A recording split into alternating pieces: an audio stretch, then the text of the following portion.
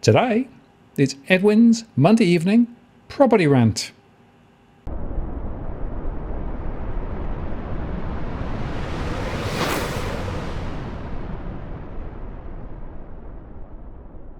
Hello again, it's Martin North from Digital Finance Analytics World. Latest post covering finance and property news.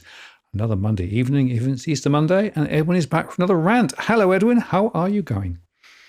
I'm going well, Martin. A little bit tired. Was chasing that little bastard around that rabbit, couldn't catch him, and I couldn't figure out where you hid the eggs. The property's a big place, lots of place to hide them. Yeah. My Easter bunny ran away as well, so unfortunately. So no chocolate eggs for me. But I made a show actually a few days ago talking about the problem with high cocoa prices and the fact that a lot of the Easter eggs now have more sugar and more sort of other things in them, so they're actually less healthy. So avoid them. I think it's probably the message. I thought you were going to say that you made a show about the prices of cocaine for a minute there. Well, yeah. We'll cover most topics, but I haven't covered that one so far. Well, here we are, and the story, of course, is one of an election that's really going nowhere. I think Dutton is quietly losing the election, but whether it's accident or design, I'm not sure. But I'm getting so frustrated with the lack of real quality discussion about some of the critical issues. And, the old adage, two cheeks of the same bum. This is from Craig Kelly, which I thought was quite good, right? Really rather sums it up quite well to my mind. Yeah, look, and for the same token, Martin, the only way that you're going to enjoy the shit show that's out there is if, like I'm dusting my old LPs, Cheech and Chong LPs, and listening to all that because you need you need the wacky tobacco to really enjoy what's going on because it's craziness. It really is crazy out there. So it's same it's same but different. Like many are saying, what one's the shadow of the other individual, and so which one do you want? Do you want the in person, or do you want the shadow? Because I think people have woken up to that, and it's going to be a wait and see. The polls, you know, they may be wrong in the sense of how many people are really going to go independent, but which independent do you choose? Who's really independent of the two parties, and who's towing the same line that the parties are towing? The main parties are towing is the next question.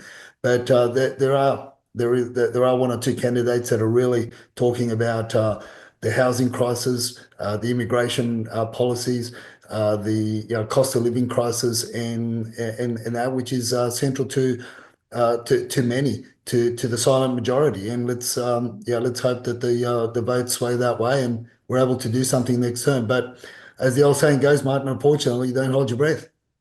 Absolutely. Yes, I'm afraid that a few people will be turning blue, hoping that, something will change. But if you actually go through the policies of the two parties and you look at the housing stuff, we covered that in some detail last week, there's really nothing there to fundamentally shift the dial. And it's just worth reflecting, of course, beyond the election, we've got this question of interest rates.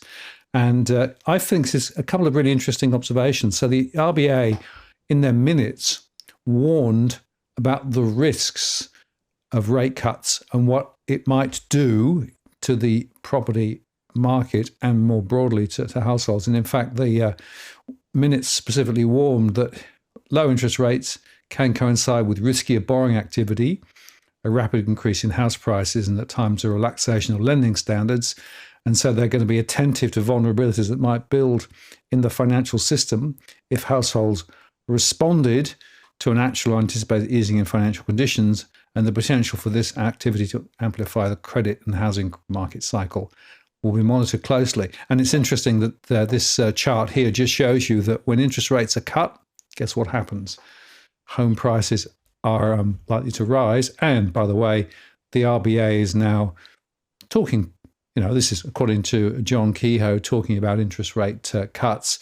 Just 4 economists expect the RBA to stand pat. Interestingly, Warren Hogan has now capitulated and is saying that he thinks that there'll be a need for a couple of cuts. So wherever you look, the story is, I think, that we can expect, rate cuts. It's a question of how many we get and how quickly they come. But of course, that's going to stoke the property market. And by the way, this is the latest on the CBA with 3 cuts in May, August, and November, ending up at 3.35%. Westpac with 3 cuts in May, August, and November at 3.35%. Sounds familiar. ANZ 3 cuts in May, July, and August. That'll take its cash rate to 3.5%. And NAB 5 cuts in May, July, August, November, and February, down to 2.6%. I guess my observation is, yes, but one, bond yields are still a lot higher, particularly in the US, than people were expecting. And 2, the RBA is still going to be worried about the inflationary pressures. So all of these economists are now thinking that the RBA's got to react to a slowing economy, to weaker consumer confidence, et cetera, and preparing for the fallout from the Trump tariffs, although we're not sure what that is yet. I have a feeling that these predictions with regard to the interest rate cuts may be overdone, but we are going to get some at some point. So it'll be interesting to see whether May is the first.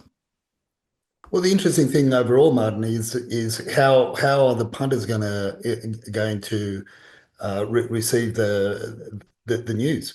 I mean, that chart is really hitting mainstream as well, and it's really been put out there through all the social media channels.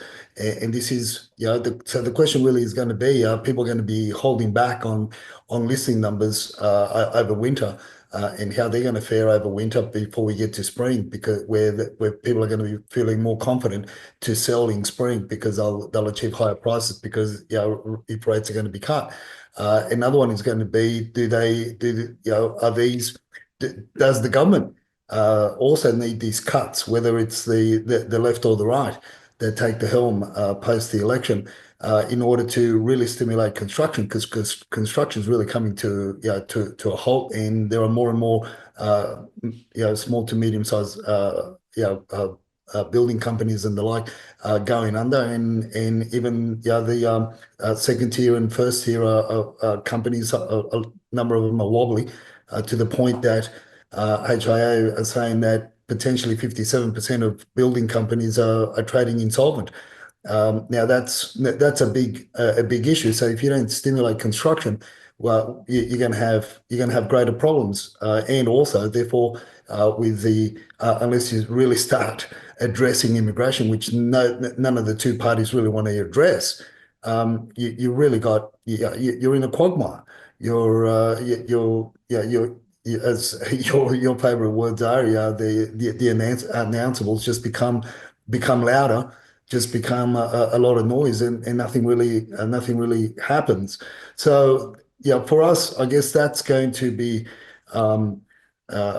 key, watching the numbers as we now well and truly moving into winter. The holiday period will be over next week, and post next weekend, then we'll really see how the numbers are going to start faring. Look, and at the end of the day, Martin, as I've been saying for a while now, you've got two parties, and you've basically got two choices. Pick your poison.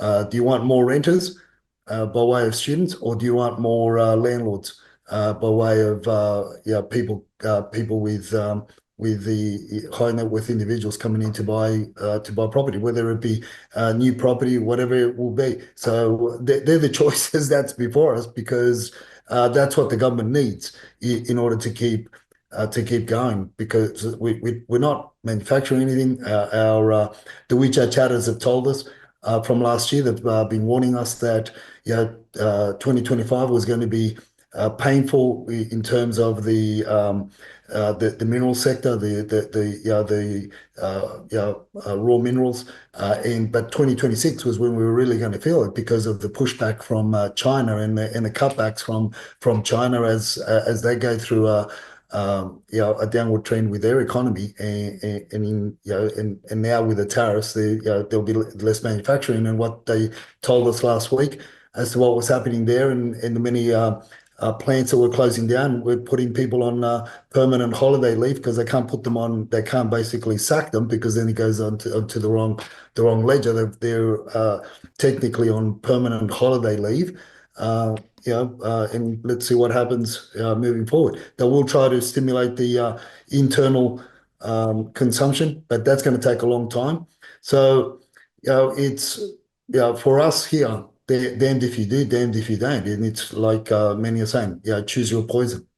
Absolutely, yeah. Well, I've held the view for some time that the only way to get some change is to make sure that the Senate is a powerful, empowered Senate with a number of independents who can actually push back against the two majors, who really are 9 out of 10 the same. Yeah.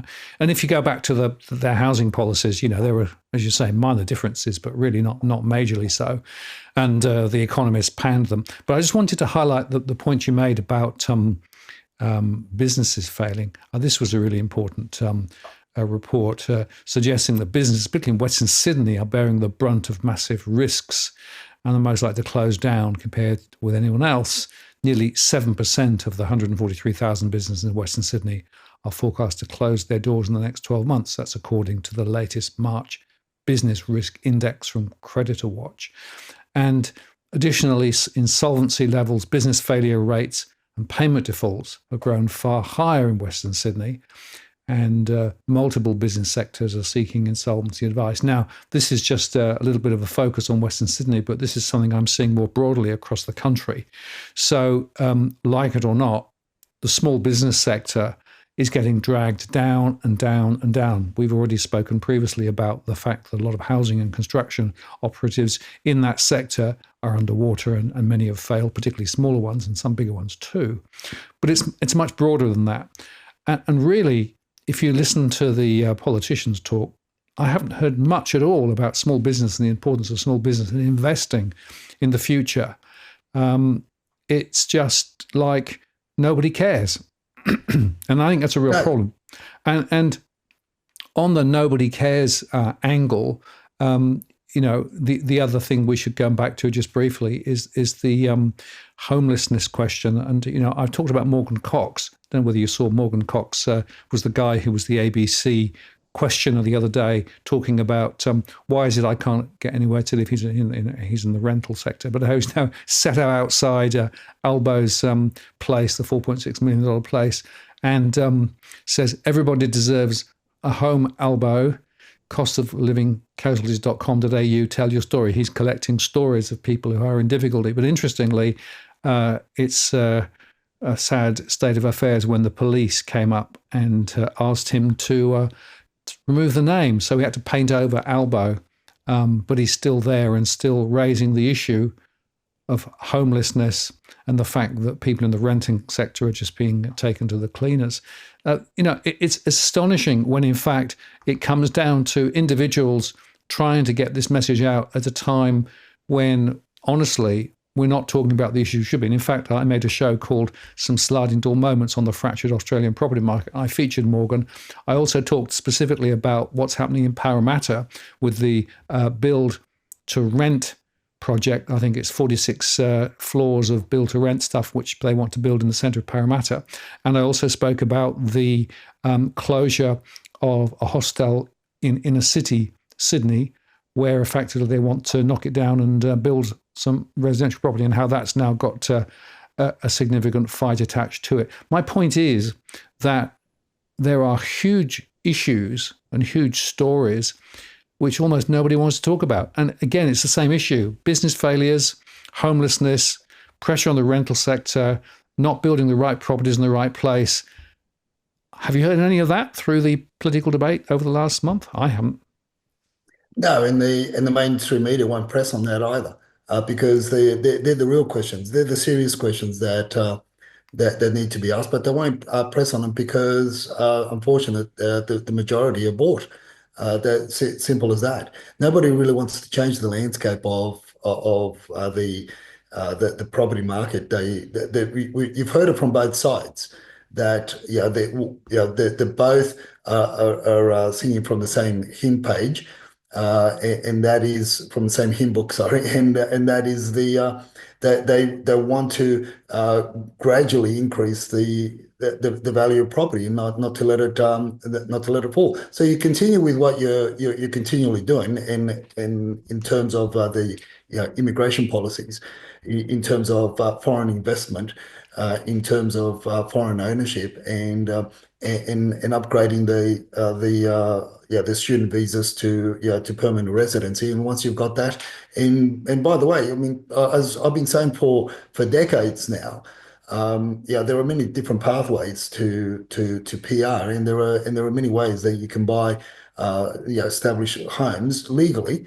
As long as your accountant, financial planner, or broker knows how to navigate through the many loopholes that are out there.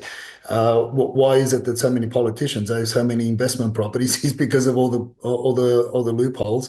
And why is it that the conversation that seems to get some a bit of headwind, and seems to a bit of slipstream, but then it falls by the wayside, and it's all about negative gearing, and what that potentially could do, can't do, because you've got too many vested interests, and too many politicians are in the pockets of the construction lobbyists and the real estate industry. It's as simple as that. Like I've said for many years, even before we started doing the show, Martin, from five or so years ago, before we started doing the show, I was putting out videos and the like, talking about how politicians miraculously and mysteriously appear in the boards of ministers for housing and for New South Wales, from both sides of the fence, mysteriously and miraculously end up in boards of construction companies, major construction companies, where they're pushing for rezoning of land that should never carry anything higher than 3 or 4 levels. All of a sudden, you can build 21 levels on it, when you've got sinkholes, and you've got all sorts of issues underground with mines in Newcastle and the like. I mean, the list goes on. Why? Because because there's a never-ending a never-ending gravy train in brown paper bags, or in some cases Aldi bags. Whichever pick whichever bag, and that's the unfortunate thing. But what we try to do is look at what's around the corner, look at what the mainstream media aren't looking at, in order to assist our followers and our viewers into better determine what choices they make moving forward, whether it's buying, selling, renting, or even sitting back, or taking a holiday. It's just there's a lot of uncertainty, and things will continue to be as choppy as it is at the moment. Perhaps it will get a little bit choppier, and there'll be a lot more noise before things settle down, when they won't settle down till pretty much a month or two after the election, where you really see what they're going to do. Because what they're saying that they want to do, they won't do. That's been proven, and more so when we reach the level of a price point in housing, both from a rental and both from a purchasing aspect, that is pretty much unsustainable for the local punter, for the local battler. And it's really what do you do next? And that's the $64 million question. What next? And this is where we try to look at what's happening abroad, look at what's filtering through the minds of both parties, the major parties, and try to work out and try to map out and chart a path forward that would be in the best interest of our followers and our viewers. Absolutely. Well, it's interesting you mentioned the mainstream media. I made a show the other day called Finally, Some of the MSM Are Telling the Economic Truth. Well, sort of. There were actually, there was a Bloomberg show that they put out Bloomberg originals, and they actually went through some of the economic data and showed the failing nature of the Australian economy and the lucky country no longer being lucky, and spoke specifically about house prices, etc., etc. And then the ABC made a specific show on the gas prices. And of course, the gas prices is one of those things which has really driven up electricity costs dramatically. And we're talking now about importing LNG back into Australia, which is absolutely nutty. So at the margins, I thought was quite interesting that here we are, a couple of examples where those issues were being brought up. But that's a minority sport. Most of the mainstream coverage has not got to the heart of the issues. Most of the issues that they are covering are peripheral. And, it's like, we've got to write that there can be lots of interest rate cuts and a lot of property is, going to go up. So, it was amazing to me how this all aligned about the prospect of rising property prices once again. And, this is not really the critical story. There's a big economic story. And look, just to sort of put it into context, this is actually from CBA. This is the average rental costs and spending and mortgage costs and tax paid on salary over the second quarter of 2024 annually average, right? You can see that the rental costs are up 13%. And you can see the mortgage costs are up 11%, and the tax paid on salary are up 5%, and spending is only up 3%. Well, there you go. There's your problem. So, anybody who thinks that this is magically going to get solved quickly should probably look at that. Oh, and by the way, just so we're clear, everyone is saying, oh, lack of supply, lack of supply, lack of supply. This data point just reminds us that relative to most other countries, new homes built per 100,000 people in the past decade, we're almost at the top of the list at 70 after Switzerland, compared with New Zealand or the Netherlands or the UK or the US or Germany. So it's not like we've not been building relative to our size of population. But of course, because of the massive migration problem that we've had, we're just not scratching the sides in terms of what we need to be able to build to be able to provide sufficient accommodation for those people coming in. As we've discussed before, a lot of those people coming in have a lot more capacity to buy relative to others. And it's just worth noting, I think, that Ben Phillips wrote an article basically saying the election housing policies for first home buyers mostly are benefiting high and middle income households. There's little benefit for struggling low-income renters. Exactly. So once again, the truth is that the policies are just going nowhere. And I think the more you look at it, the more you realise that the policies are not set to actually try and solve the problem at all. So here's an article that makes the point that corporate landlords may slam the door on mum and dad investors. Traditionally in Australia, investors have been mum and dad's investors, but now they're being crowded out potentially by the entrepreneurialism of passive institutional investment, increasingly cut ordinary people out of this opportunity. In other words, the build to rent thing is now going to basically change the game and won't necessarily help, by the way. It'll just make rents even more expensive. So wherever you look, we have an issue, and that issue is significant. But who wants to talk about that? Well, no, we're not going to talk about negative gearing, are we? as there's a bit of this, has the Labour Party done anything about negative gearing? Did they ask for modelling? Oh, no, it wasn't modelling. It was advice. Oh, dear. It's like, what world are they in? It's just not the world of ordinary people. And I don't think that's going to change. So after the election, what are we going to find? Well, we're probably going to find a lot of the stuff that's been spoken about will probably never get implemented for all sorts of reasons. Budget constraints. Maybe we have a Senate that actually blocks some of them. And in the meantime, property prices will probably go up because, of course, the interest rates are probably going to come down. Oh, and whichever way you look at it, this is not a good look. It's almost as if we're living in a parallel universe, right? There's a universe that is actually real and objective that people are actually experiencing in reality.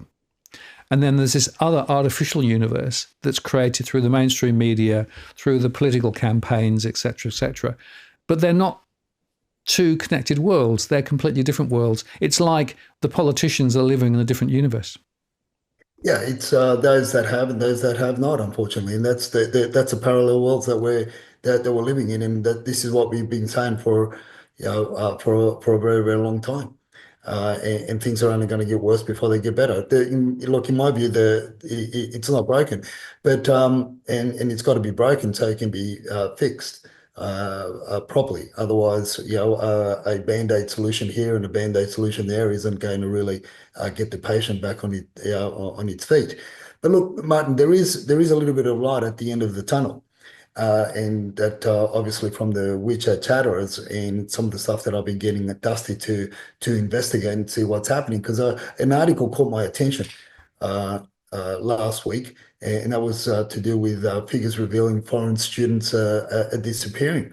And and if you read through that, it's all to do with the Queensland University of Technology said that 2024 annual reports nearly half of its foreign students had dropped out of their studies in the first year. Apart from the fact that a large number of students are dropping out and going into becoming as we say little brothers and little sisters in different fields. Whether it be construction, whether it be hospitality, whatever, they just start basically working. But there is something happening, which I thought was very interesting, and as to how soon that's going to reflect on the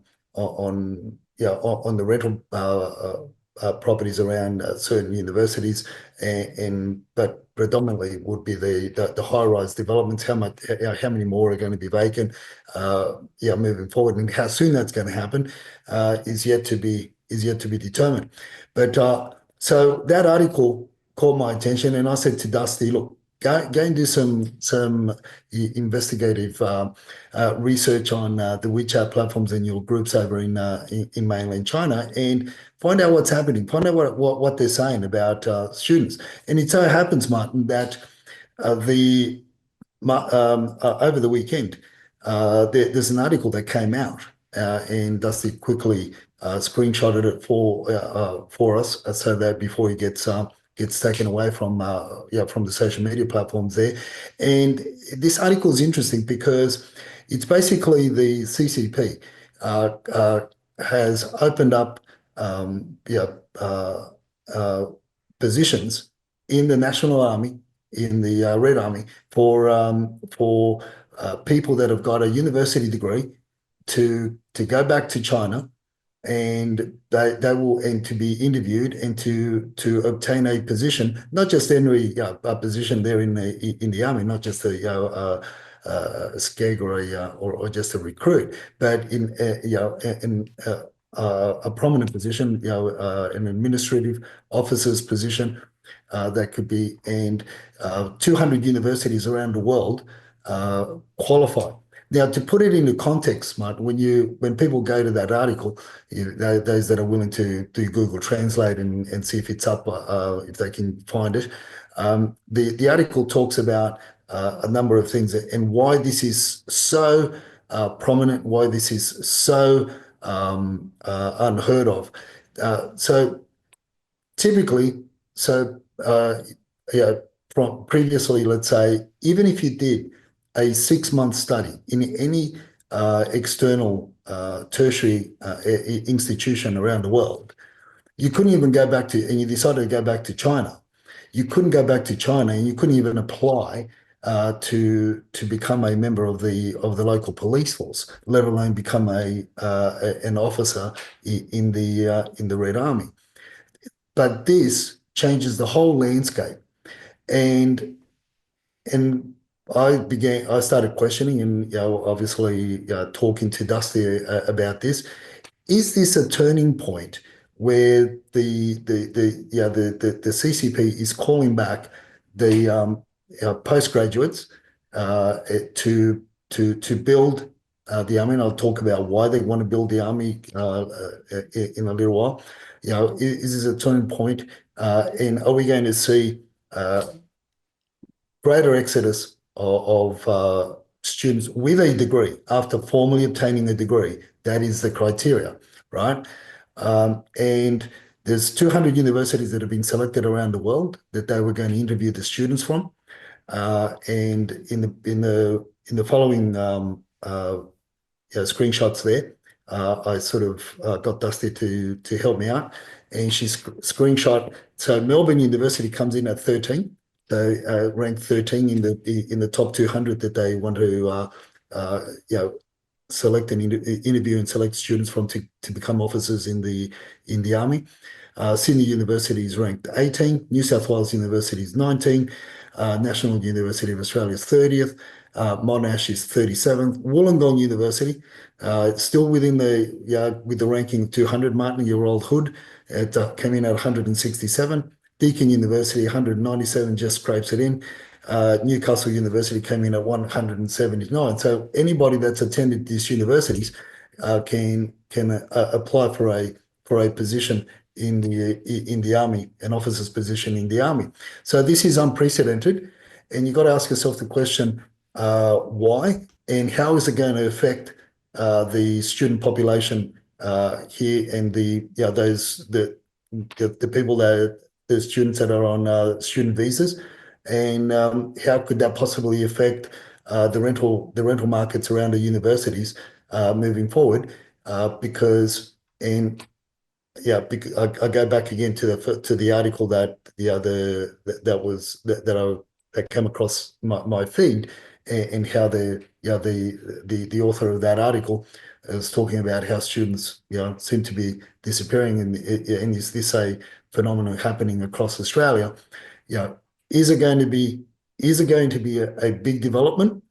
And I'm sort of 1% across the yes, it's going to be a big development. And the reason being, Martin, is if you can't find work postgraduate degree, or getting a degree here in Australia, although because they can stay here for 3 years, they can stay here. If you've done the tenure went from 2 years to 4, they can stay here for 4 years if you've just got a bachelor's. So, but do these kids, I call them kids, do these kids really want to stay back and work in the construction, stay back and work in hospitality? Because they're certainly not going to be finding jobs in accountancy firms. That they get paid more by being little brothers and little sisters in a construction, working cash on a construction site, than what they do earning, being what do you call it, a recruiter in a law firm, or in a accountancy practice, or anywhere else, or any managerial position, chalk and cheese.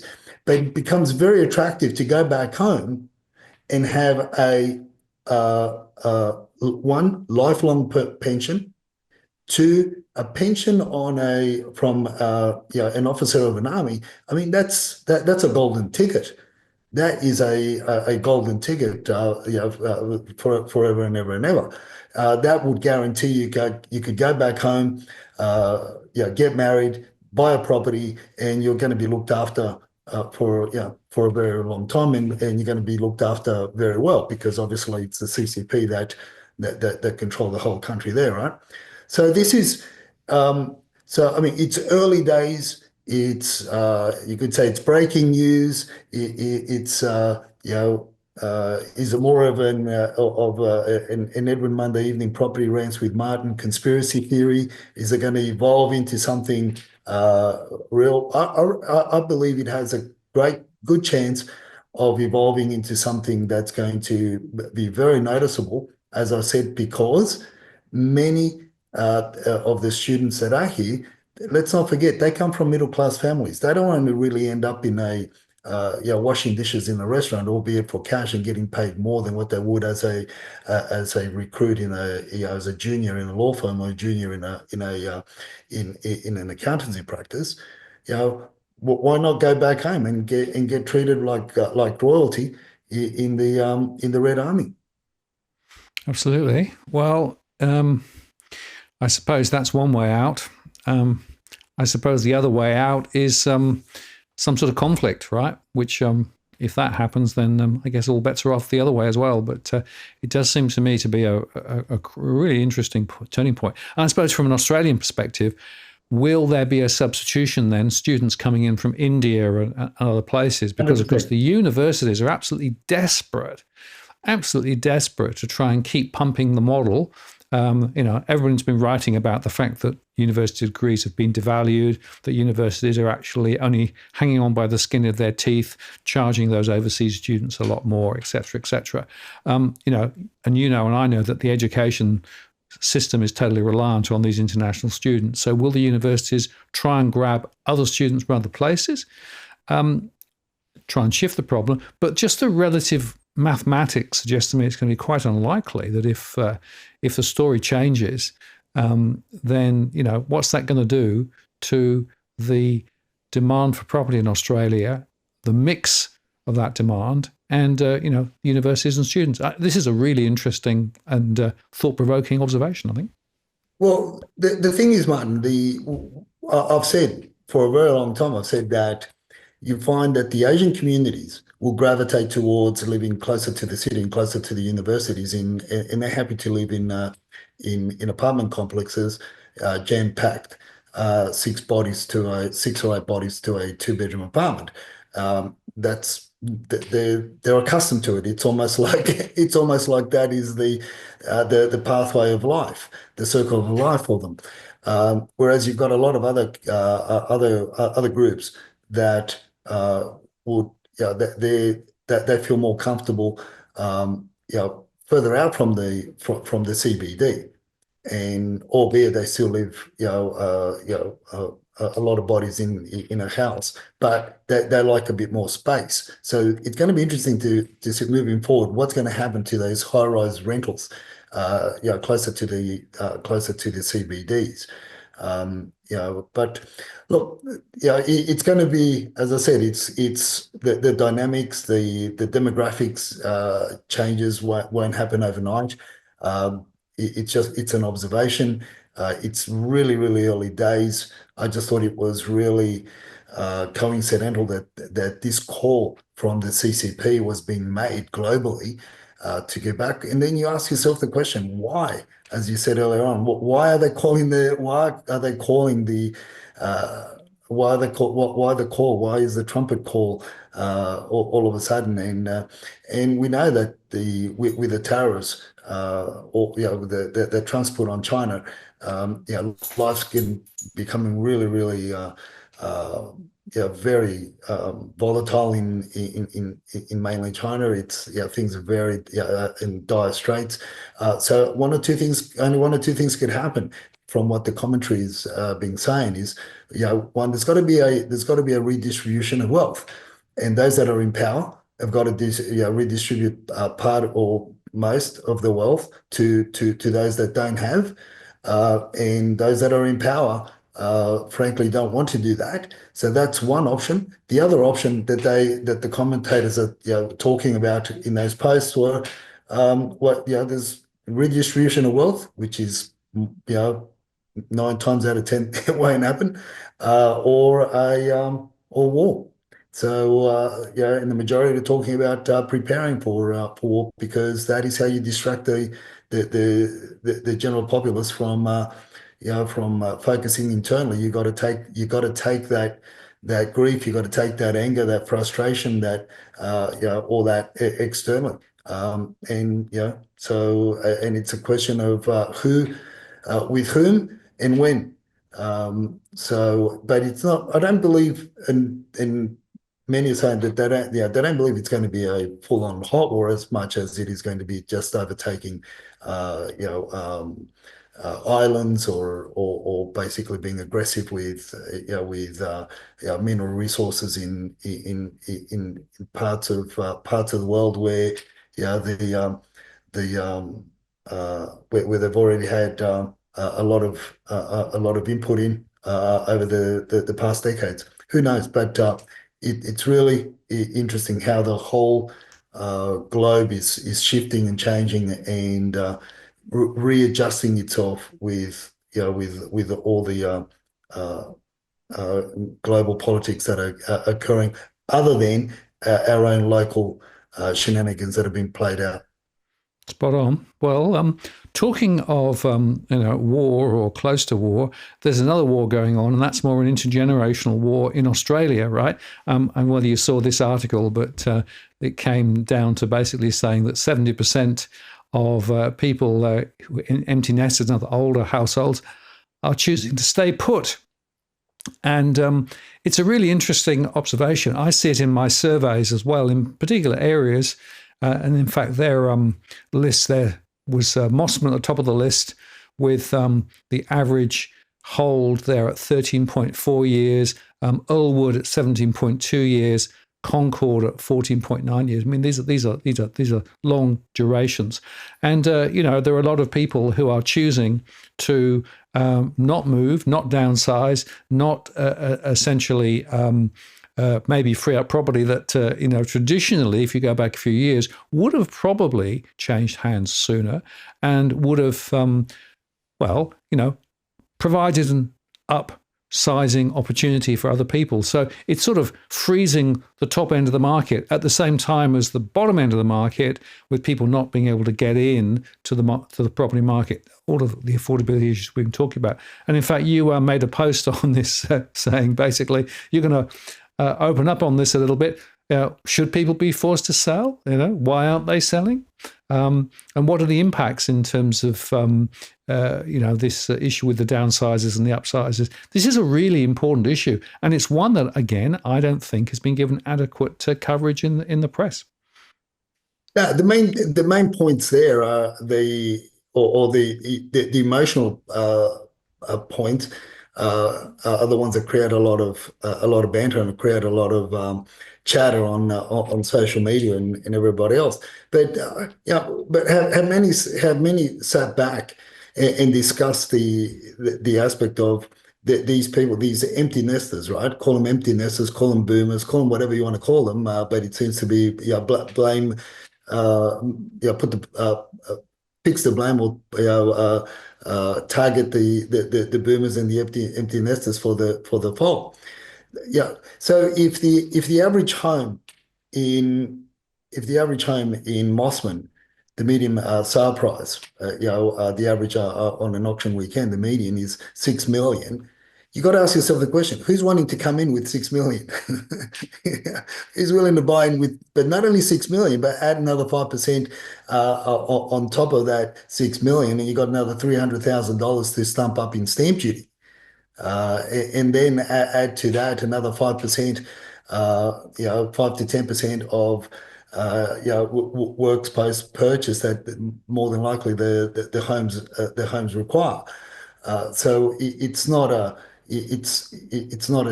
cheap exercise moving into some of these areas as well. But but the first question, Martin, that we do need to raise is, but should people be forced to sell? And when people bought these homes 30, 40, 50 years ago, these areas weren't known to be as ritzy as what they are now. Some of these suburbs, some of these that are mentioned there, you wouldn't walk past them if you were drunk after a pub crawl, through some of these places back in the day, and one or two, you needed you needed to carry a cricket bat if you wanted to go walk through those areas at night time. But they've just evolved over the decades, and they've just changed, and land's become very, very, very expensive. So these aren't the only areas. There are other areas. I mean, you're talking some parts of the Blacktown LGA where you're now achieving $2 million sales for properties. And some of the people that have been holding on to these properties in some of the older parts of Blacktown where you're paying close to 2 million now for homes, there were subdivisions that were released in the early 80s. So and the question is that these people bought these homes.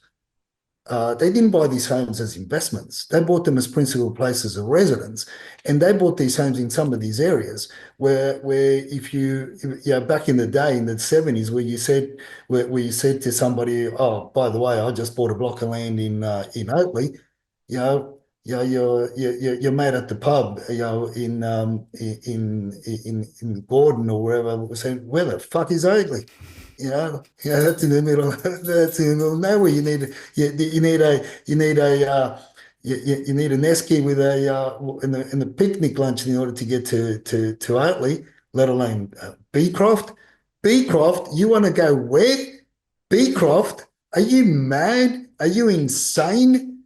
Yeah, but this is how things, how the landscape has changed and the landscape uh, has evolved, and obviously because of then the demographic shifts. Um, Look, Martin, when we came to Australia in 1974, my parents were offered homes in Balmain. They were looking at homes, and some of my family, some friends of my family actually bought property in Balmain in the old docks, around the old docks, where they paid, from memory, 15, 16, $17,000 for properties there that would now be worth, squillions. But weren't people jumping in the 70s to go and live in ritzy Balmain? Because they were the docks. Balmain was, in the early 70s, was worse than going to King's Cross. But things evolve over time, right?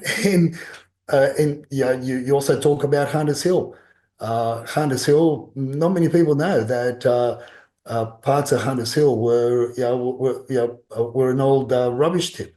They're built on a really old rubbish tip. We used to go when we were like in the early 70s. We used to go and scrummage through the old tip. And I remember one weekend we found a jar, a glass jar, an old lolly jar, and it was filled with penny farthings, thunders, tom thumbs, all firecrackers, and we had a blast. Because we used to roam the streets of Gladesville and in Hunters Hill, and it was nothing more fun than putting a thunder in somebody's letterbox and just running away and watch it, hear it explode.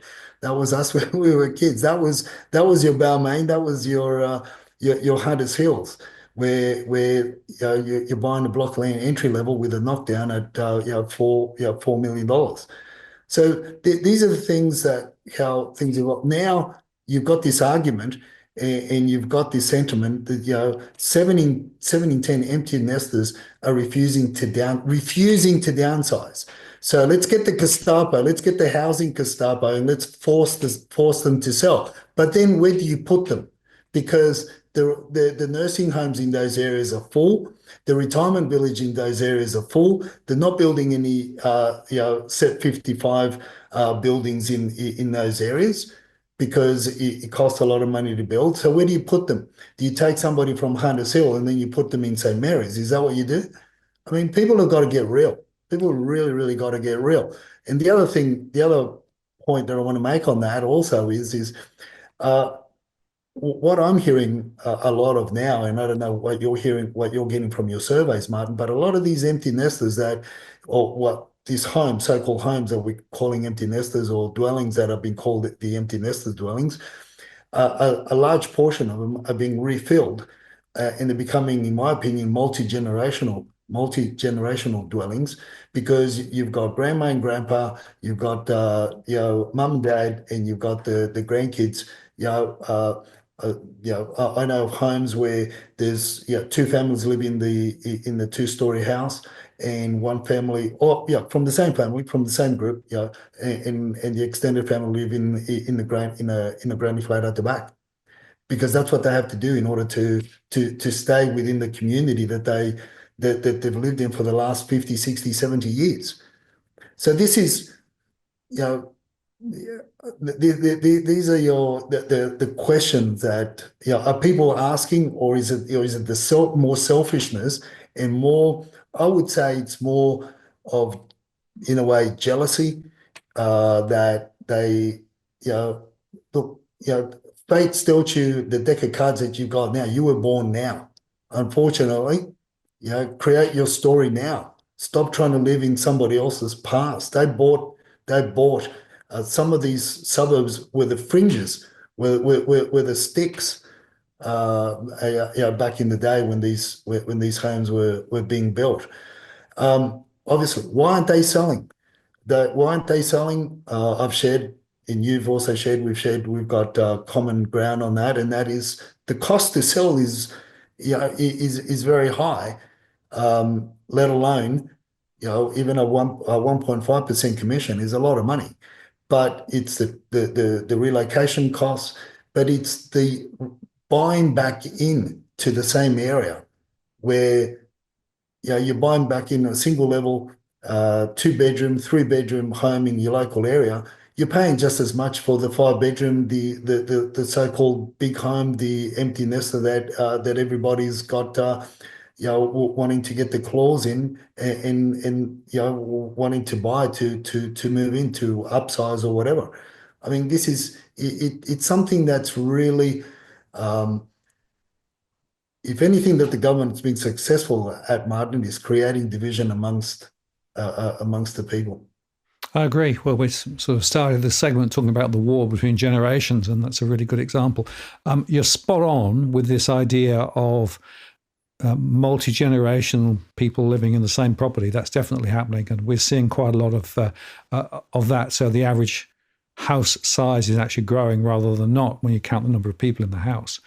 But the other point is the transaction costs are very high, and you can't find anywhere to move to in the same area. So yeah, no surprise at all. And in a way, it's almost convenient for the politics of this to create this sort of stress between one generation and another. It's boomers' problem, or it's the first-time buyers aren't saving enough. The avocado and toast story. But there are policy issues here that are massive failures over many years, and it's now, unfortunately, coming home to roost. Well, let's move the conversation forward just briefly to the numbers. And there's a couple of angles. The first angle, of course, is the value tracker that you've been putting out. And it's quite interesting. If you look at that, you can see that there's been a little bit of movement. Again, we separate out the homes and apartments in Melbourne and Sydney. And there's some interesting little trends there to talk about. Yeah, look, I think, as I've said and I've shared with on the rant before, and we're keeping a close eye with some of the our clients that are first home buyers wanting to get into the market, wanting to stay in the Sydney region and closer to the CBDs, of course. And we have seen a steady rise in the appetite and numbers for the older, as I call them, the red brick and the yellow brick apartments.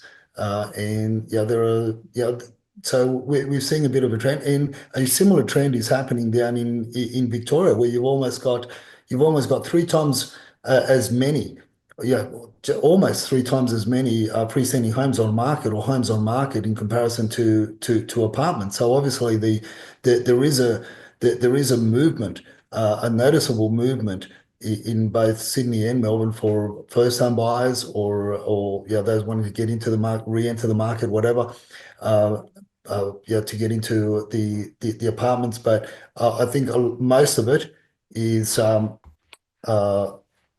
the older apartments, that date pre 1990. Absolutely. And if we look briefly at some of the numbers again, 1140 has for sale in the Sydney region. So this is houses in the Sydney region as defined by domain, a relatively small number. And then if you look at those in New South Wales on the 14th here, 1063. So, you can see here that we've hardly really moved. In fact, they've probably dropped a little bit over that period of time. And then if you look at the story again, this is the houses in Sydney on the 21st, 1076. And then, this is, of course, the cheaper houses, isn't it, we're looking at here? Yeah, the homes under the million, and we've taken this point just to see how quickly that the downward trend of that the numbers are going to be, because affordability certainly left us a long time ago, and to think that in the Sydney region, and this is in a way also to call out the the political BS that's out there and saying that whether it's the libs or the labs that are going to make state and federal, they're going to make housing more affordable. Well, where are they? And if you go through that list, if you go through the actual domain, Sydney region, according to domain, and you look through that list, most of them are grossly understated by way of pricing. So as I said before, I tend to think that only 50% of those numbers reflect the true amount of homes under the million in the Sydney region available for new home buyers to purchase, and they're all in either new small homes in small blocks of land in the subdivisions out in the western regions, or the southwest regions, or old fibro homes in the western suburbs and the southwest regions again as well. So there's not a lot of choice. So this is, as I said, it's more of an interesting point, and to see how quickly my prophecy for one of those prophecies for 2025 is going to eventuate, that we're going to end up with pretty much zero homes under a million because of all that's happening around with regards to the government policies, cost of construction, and affordability and whatnot, and just the sheer appetite and all this stupid yeah political banter at the moment, or to win votes, to throw money at first home buyers, and it's just going to make these properties more and more scarce. Eventually, there won't be anything other than a dog box for under $1 million in the Sydney region. Absolutely. And, what people are being funneled into are the high rise, right? The high rise units, because they are a little cheaper, and there are some around, although, I would argue not very well constructed often, as we've discussed on previous shows. But it's interesting, this article popped up, and, there's a plan to build a tall tower down in Melbourne, but they've done the design, but they can't actually find a builder to build it, because the building and construction system is just so wrecked. So even the idea of building our way out by building up and building units is also probably deeply flawed as well. And so not only do you have the issue of poor quality construction and all of those things, but potentially you have the fact that you cannot build. And, again, I come back to the political discussion we touched on earlier on. The truth is that we cannot build much more than we've been building, because we're right at the top of the list. In fact, if you look at those numbers I showed you earlier, and the fact is that it is really tough to try and get the construction sector to come to the party when economically it doesn't make a lot of sense. Materials are still going up. The tariffs and the international crisis that we're seeing there could actually have an upward pressure on materials further, I think. And of course, the exchange rate doesn't help too.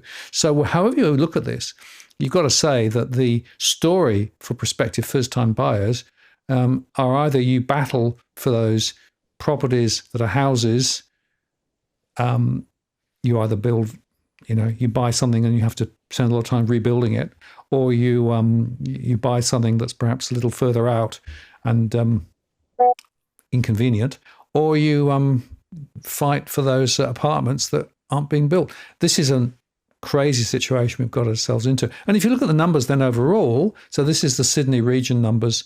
On the 14th, we had 19,965 properties listed. And you can see there that, apartments and townhouses are on the list there. And on the 21st, 19,638. So small move. And again, if you look at the trends, you can see here that the numbers are actually falling a little bit, but they're still above where they were last year. Yeah, they are still above. As I said, the next 2 weeks is going to be really, more for, let's get through them. It's going to be post the Anzac Day weekend that we'll really get an idea of where we're going to, how those numbers are going to run throughout winter, and then leading up to spring because of all the uncertainty around the election, around the potential rate drops, who's going to hold back. Obviously, people that are going to be holding back are those that are being in pain. If they can hold out for another, couple of months, that pain may be alleviated. If all the four majors tend to think there's going to be, three rate cuts, or four rate cuts, well, if 50% are right and you only get two rate cuts, that's a lot of money. Then that's pain that can be eased up and many can carry the load for another a longer period of time without having to sell. So this is all going to have an effect. But whilst there's uncertainty, as I said, post next weekend, we'll get an idea as to who's going to pull their head in and pull their listings off the market, who's going to stay on market, and it's going to be interesting what the new trends are going to be with and what areas are going to remain on and are going to come off. But Melbourne is a different story altogether.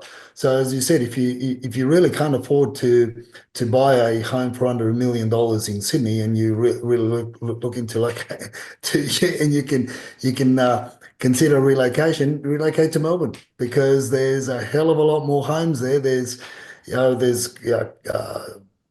shy of 15,000 homes for sale in Melbourne, which is double the amount of homes for sale in the Sydney region, and that's almost three times as many freestanding homes for sale in Melbourne than they have apartments for sale. Absolutely. So on the 14th, we had 27,257 properties for sale in Melbourne. That includes houses, apartments, townhouses, etc., etc. But as you say, a lot more houses relative to Sydney. And if we jump forward a week, no real change, a slight move there. But on 21st, again, lots and lots and lots and lots of houses for sale. And again, I've had a few one-to-one conversations this past week with people looking at the Melbourne market and trying to make sense of it, and saying we still can't make sense of it. It still doesn't make a lot of sense to be able to pile in here. And a lot of those houses, of course, are out in the sticks, in areas where there've been little investment in infrastructure, like Donnybrook and places like that.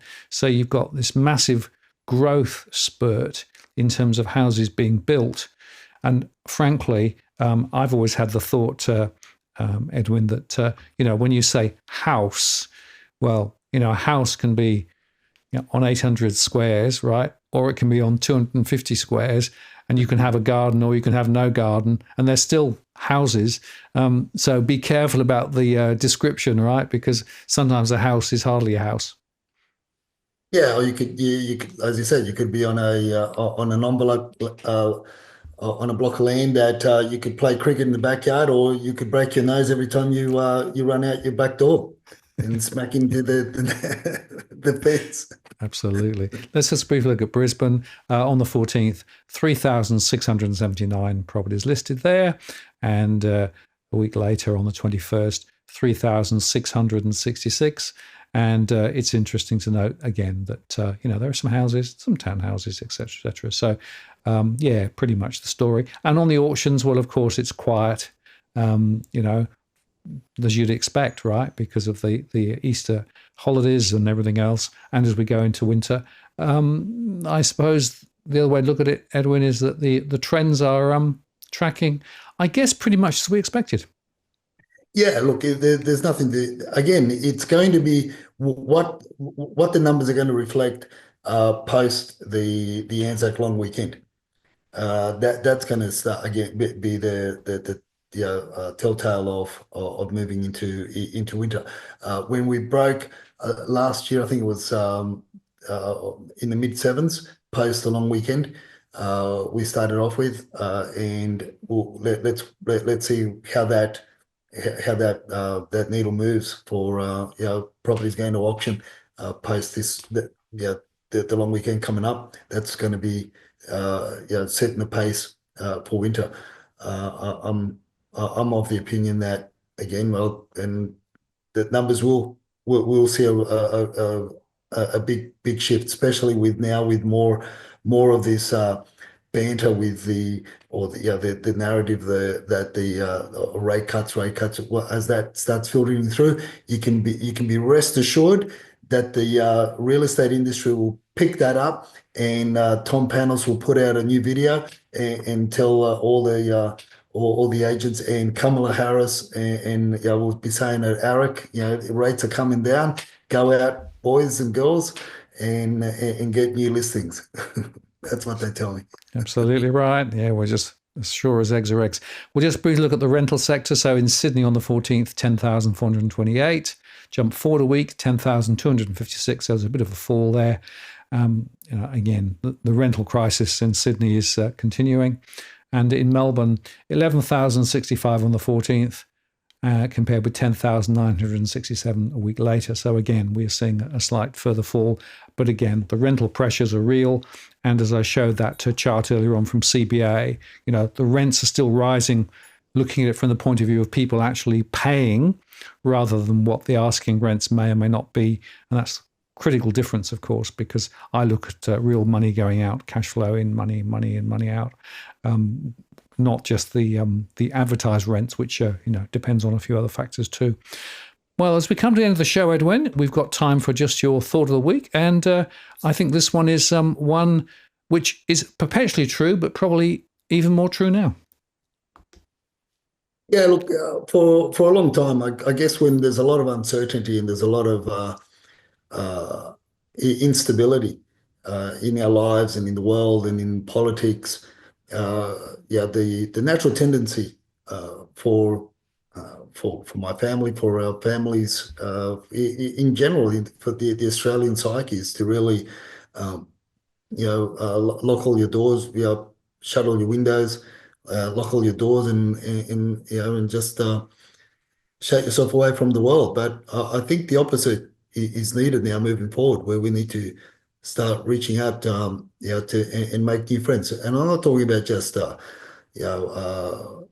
weather friends. I'm talking about serious friends that are going to be here, because things are very, as I said, very choppy. Things are going to get a lot choppier and a lot hectic. People's lives are going to get hectic. I sort of this period in time, reminds me a lot of when my parents first got to Australia, when we first got to Australia in the early 70s, and mum and dad, they were working two jobs, which meant at the time my older sister that was living with us, she was 9, I was 8, and then the rest of the girls followed after that, and it was very difficult because a lot of the people that we knew, because we didn't know a lot of people, family didn't know a lot of people. It was very difficult to get, you could say, to get babysitters, or to get. They didn't know many people around the neighbourhood, and in a way, it's sort of. I've been thinking about it over the last week or so, and over the weekend, the Easter long weekend, how it's. Yeah, something triggered in my mind how it was difficult, but at the same time, parents being parents, obviously they wanted to make sure that we were looked after by the right people, and so they had to, in their way, get to know the neighbours, although they couldn't speak English, barely spoke English. My father spoke very well Italian because he worked with Italian firms in New York when my mum and dad lived in New York. So he learned Italian, and it so happened that very close to the home that we were living in, there were a couple of Italian families. They became good friends, and therefore it was through that friendship that they were able to get babysitters, you could call it, for us, and feel comfortable, and they could do the part-time job as well. So I look at it now, and I look at how busy our lives have become in my life, and with the critters, with Dusty, Evan, and Prince, and the chooks, and everything else. I sort of been saying to myself, I'd love to get away. Many friends and family say, "Oh, look, let's get away for the weekend," and that, and I can't live I can't leave the critters behind. So, I thought, you know what, it's time that I'd go out and get to know the neighborhood a little bit better and see who, uh, you know, uh, whether it be, look, God forbid something happens to us and we end up in hospital, we end up in a situation where the critters are going to be left unattended to. I mean, we could call on one neighbor that we've come to know fairly well, but so it's those extended friends, and the support group perhaps is more the the need that people are looking for, more of a support group than just a friend per se. Um, and because there are people that are going through very, very hard times out there, Martin. And I'm sure you pick up a lot of that through your surveys, and through the calls that you get through the people that call you through your other work that you do and assisting people with their financial, trying to sort their finances out around property and around moving things around. So I think that's come home for myself. And as I said, that's whatever is happening in my life is what I like to share on the as a tip, or whatever I see out there that there's a need, I like to share it as a tip. And I think, and it's reiterating and reverberating in my mind as well, that I need to make more of that effort rather than being I can do it all myself type of a person. Well, Edwin, I've always felt that true wealth is not measured in the dollars in your bank account or the theoretical value of your property. It's actually in the connections that you have with the people around you, and particularly, friends and family and what have you. That's the true wealth. And in fact, particularly in times of difficulty, that wealth is really much, much more important than whatever the dollar value of the property might be today versus tomorrow, But it is a very important observation. And unfortunately, building good friendships and, good support networks takes time and effort and energy, and you have to invest to be able to actually get some of those returns later. And unfortunately, when people are very busy, often it's that investment which is the first one to go. And that's why we often find that people are actually, very lonely. And social media doesn't necessarily cover that very well. So I think this is a really important observation and a nice way to end this Easter show.